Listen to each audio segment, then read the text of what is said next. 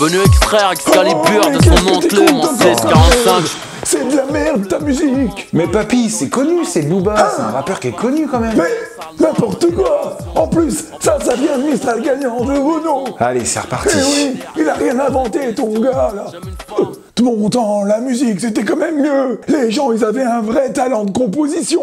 Non, attends, mais on l'a déjà vu la dernière fois, même tes artistes de l'époque aussi ils faisaient des reprises. Oui, bah je me souviens, ça va. Ok pour quelques chanteurs. Mais pas mon Johnny. Johnny? Mais un tiers de son répertoire, c'est des adaptations de chansons étrangères. Je vais pas te les citer, tu les Bon connais. d'accord pour Johnny, mais pas Dave quand même. Écoute ça c'était Vanina. Ah non mais papy, ça c'est repris de Del Shannon, ça c'est Runaway 1961. Bon ok pour Vanina, mais Joe Dassin quand même. C'est quand même lui qui l'a écrit, l'Amérique. L'Amérique? Yellow River, Christie. Bah, tu vas pas me dire que Champs-Élysées, c'est pas de Joe Dassin. Mais non, Champs-Élysées, c'est repris de Waterloo Road de Jason Crest.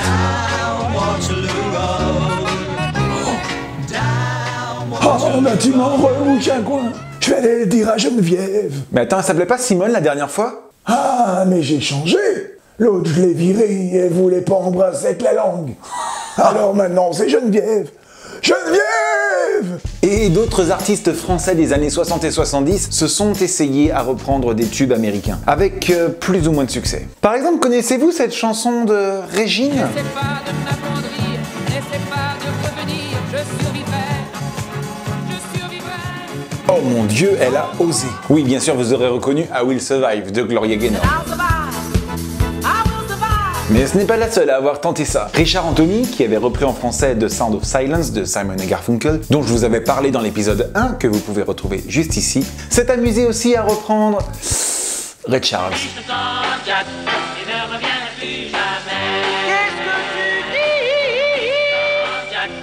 Oh. Je vous fais quand même écouter l'original, bien sûr, pour ceux qui ne connaîtraient pas Ray Charles.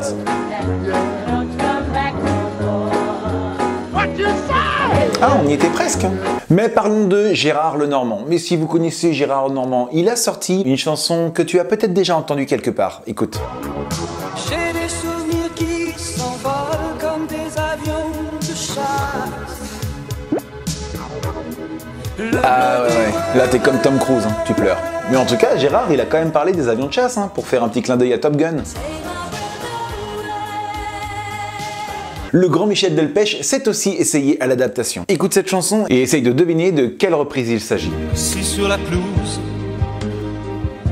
j'arrachais des airs, il y avait 2 ou 3 phrases, j'avais mis... Ah ouais, donc Delpech, toi, tu t'attaques carrément à Elton John, quoi. Ah, on touche pas à Your Song. My gift is my song, yeah, and this one's for you. On écoute maintenant Paint in Black des Rolling Stones.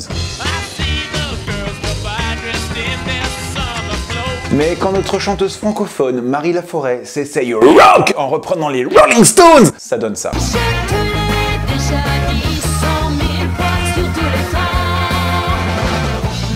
Non, je cautionne pas, Marie. Non, arrête. S'il te plaît, arrête.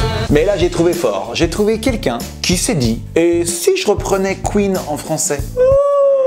On écoute. Et l'on se dit qu'on ne sait plus d'où l'on vient, où l'on va. Mais pour moi, tu es là, tu vis encore. Tu n'es pas mort. Je te vois, je te ressens, et je pleure le silence du monde qui nous attend. J'ai envie de mourir.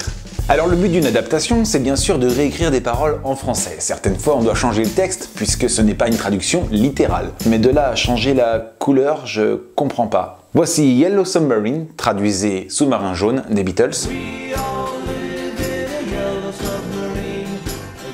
Repris en français par les compagnons de la chanson. Ils ont appelé ça le sous-marin vert.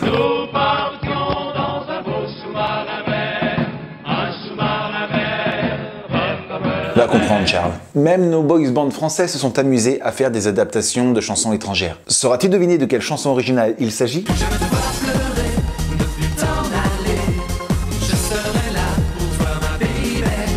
Les 2B3 qui reprennent Rick Astley?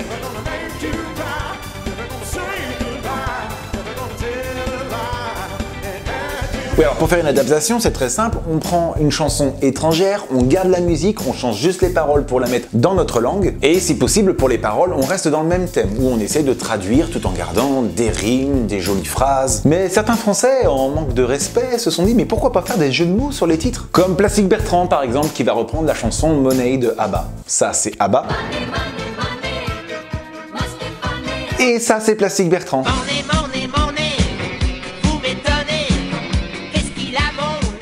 Ah oui d'accord, donc là niveau respect des paroles de l'auteur original, on est sur une note de 0. Mais il n'est pas le seul, tu connais René Simard? Non?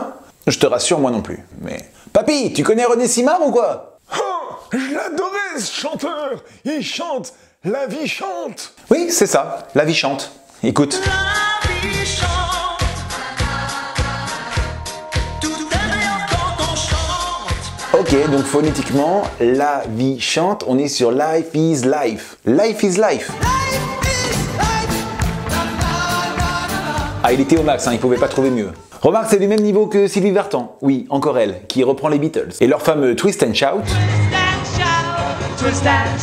Allez, je te laisse deviner en quoi elle a traduit le titre. Ah, c'est facile, faut que ce soit phonétique. Twist and Shout, là, c'est du génie, écoute. Oublie tes larmes, twist et chante. Oublie tes larmes. Ah, je vois que vous aimez bien ce jeu. Alors attention, c'est reparti. Écoutez bien. Shame, shame, shame on you.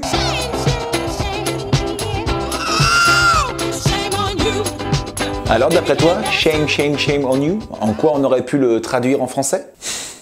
J'aime, j'aime, j'aime tes genoux. Tu me crois pas? Henri Salvador. J'aime tes genoux. Ça j'adore tes genoux. Ah bah là, on est clairement sur de l'hallucination auditive. Mais mon adaptation préférée au niveau des paroles restera celle des Forbans sur la chanson Everybody Needs Somebody to Love. Écoute, ça c'est l'original. Ok, donc on a Everybody Needs Somebody. D'après toi, en quoi les Forbans ont traduit? J'ose même pas le dire. Je te laisse découvrir par toi-même.